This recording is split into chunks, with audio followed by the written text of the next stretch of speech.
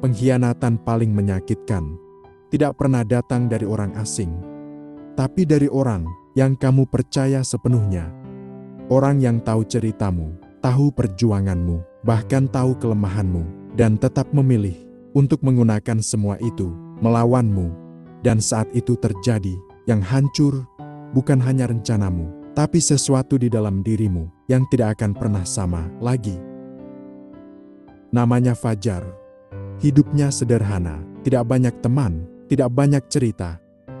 Setiap hari, ia hanya menjalani rutinitasnya, bekerja, ulang, dan mengulang hal yang sama. Ia bukan orang yang mudah percaya, ia juga bukan orang yang mudah bercerita. Tapi sekali ia membuka diri, ia akan memberikan kepercayaan sepenuhnya. Dan dari semua orang yang ia kenal, hanya satu orang yang benar-benar dekat dengannya, Rio.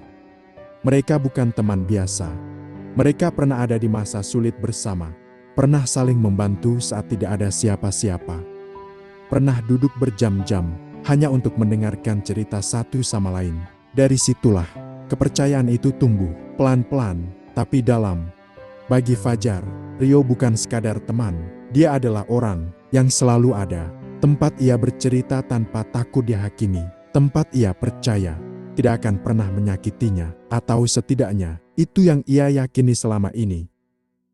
Sampai suatu hari, setelah sekian lama hidup biasa saja, Fajar mendapatkan kesempatan besar, bukan kesempatan kecil, tapi sesuatu yang bisa mengubah hidupnya, sesuatu yang selama ini ia tunggu diam-diam, dan untuk pertama kalinya ia merasa hidupnya akan berubah. Dan seperti yang selalu ia lakukan, ia tidak menyimpan kabar itu sendirian. Ia menceritakan semuanya, detail demi detail, rencana demi rencana, tanpa ada yang ia sembunyikan, kepada satu orang, Rio, karena baginya tidak ada alasan untuk menyembunyikan sesuatu dari orang yang ia percaya. Namun tanpa ia sadari, malam itu adalah awal dari semuanya berubah. Beberapa waktu kemudian, sesuatu mulai terasa berbeda. Kesempatan itu tiba-tiba menghilang, tanpa kabar, tanpa penjelasan. Fajar mulai merasa aneh, mulai mencari tahu, hingga akhirnya ia menemukan satu kenyataan yang tidak pernah ia bayangkan sebelumnya. Kesempatan itu tidak hilang, tapi diambil, dan orang yang mengambilnya adalah Rio. Seketika, Fajar sangat kaget, namun ia hanya terdiam. Ia tidak langsung marah, tidak langsung bereaksi, karena rasa yang ia rasakan bukan sekadar kecewa, tapi seperti kehilangan sesuatu yang selama ini ia pegang erat. Ia mencoba menyangkal, berharap ini hanya salah paham, namun semakin ia mencari tahu, semakin jelas semuanya, dan disitulah hatinya benar-benar jatuh. Malam itu, Fajar duduk sendirian, tidak ada suara, tidak ada distraksi, hanya pikirannya sendiri. Ia mulai mengingat semuanya, semua cerita yang pernah ia bagikan, semua rencana yang ia percayakan, semua mimpi yang dulu ia ceritakan dengan penuh harapan, dan perlahan ia menyadari sesuatu.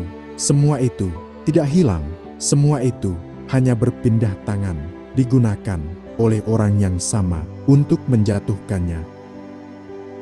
Saat itu, Fajar akhirnya mengerti, tidak semua yang dekat benar-benar berpihak padamu. Tidak semua yang terlihat peduli benar-benar tulus, dan tidak semua yang mendengarkanmu ingin melihatmu berhasil. Sejak hari itu, Fajar berubah, bukan menjadi orang yang dingin, bukan juga menjadi orang yang penuh dendam. Ia tetap menjalani hidupnya, tetap bekerja, tetap tersenyum. Namun ada satu hal yang tidak lagi sama, ia menjadi lebih hati-hati.